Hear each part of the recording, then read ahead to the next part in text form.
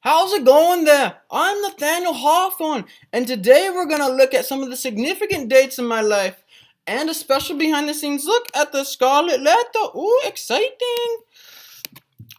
I have a few most memorable dates in my life, obviously. You know, when I was born, when I released the Scarlet Letter, when I married my beautiful wife Sophia, and when I became U.S. consul. We will go over some of those dates right now, described by me, Nathaniel Hawthorne. I was born in Salem, Massachusetts on July 4th, year 1804, on 27 Union Street. To be honest, I don't remember much about that day, but I do remember my mother, Elizabeth Clark Manning, being there. Just a few years later, unfortunately, I had not even turned 4 yet, and my father had died. He, a ship captain, died out on the sea of yellow fever. This resulted in my family moving back down the street to 10.5 Herbert Street. I was not very fond of this establishment and would refer to it later as Castle Dismal, because it was dismal much of the time. Not all the time, much of the time.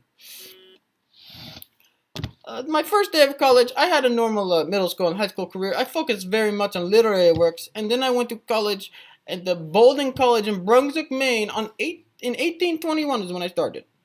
I was so small, there was only 38 freshmen when I enrolled, and even more small, only 5 staff. But 4 short years later, I had done it. I had finally graduated from Bowdoin in 1825. What did I do after I graduated? I returned to my mother and sisters back in 10.5 Herbert Street, the Dismal Castle. I do not know what I was thinking. Soon after I moved back, I decided to change my name from Hawthorne to Hawthorne. I put the W in between the A and the TH. There's a few different reasons, but one of the reasons is because Hawthorne, one of my great ancestors, was a judge in the Salem witch trials, and he never showed any remorse for his actions. The only judge that did not. I did not want to be associated with that. Shortly after I returned home, my first novel was published in 1828, titled Fanshawe. I was not very proud of it and later would try to hide it, because it does not compete with my other works. In 1839, I started working at the Boston Custom House. I was making $1,200 a year and very happy with it. That was very much money back in the day. Back in 1800s, that was good. That was good. While I was there, I started to write a few short stories. None of them very popular. Until a later decision, I combined them and made Twice Told Tales. This gave me my very first look at stardom. In 1842, I married Sophia Peabody, my beautiful wife. After our marriage, we moved to Concord, Massachusetts. It is here I became friends with another well-known writer, Ralph Waldo Emerson. Just a few months later, it seemed, after the wedding, almost 2 years, we had our first child in our daughter Unu.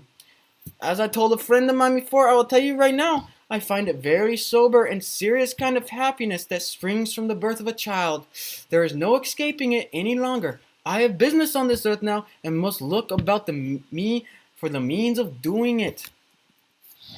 In 1849, my life took some serious hits. I lost my job at the Custom House because of change in power in Washington with the president, because I was a Democrat. I ended up writing a letter of protest. It did not go well. A few months later, my mother died. Sent me to a very, very dark place.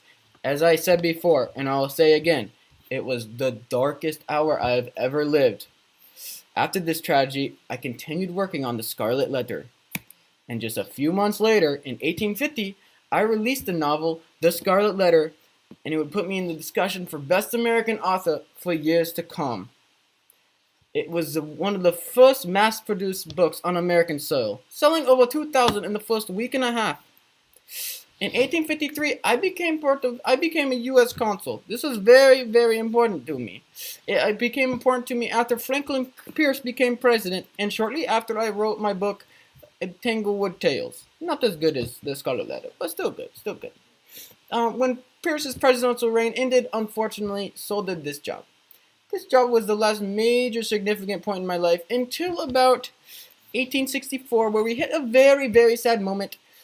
I was 59 years of age, it was May 19th, and I left this earth. But I was confident that my work I had left on Earth had solidified my place in history, and that students would be studying me for many years to come. Now for a behind the scenes look in Scarlet Letter. Like many of my other works themes, the Scarlet Letter included revenge, guilt, sin, and femininity. I chose these themes because I knew many of them would heavily relate with my audience. I exercise many literary terms in my novel, The Scarlet Letter. I have imagery, symbolism, but most prominent literary technique that I use is allusion. One of the main allusions I make in this novel to connect to my audience is the allusions to the Bible, because they were so familiar with the Bible in the 1850s. Sad the world today, not as many know about the Bible. Sad. Not everyone liked the Scarlet Letter, unfortunately. There are some harsh critics, including my friend Edwin Whipple, who said the book's morbid intensity he didn't like. If you ask me, that is one of the traits that makes the book what it is today. But there is classes on me, there is not classes on my friend Edwin Whipple. So who won? Another friend of mine said that he would rather have my Washington Irving tales, which makes sense. Those are very good too, because they are by me. So thank you for letting me discuss my life with you. I feel more alive right now than I have in years. Thank you very, very much. Have a very good day.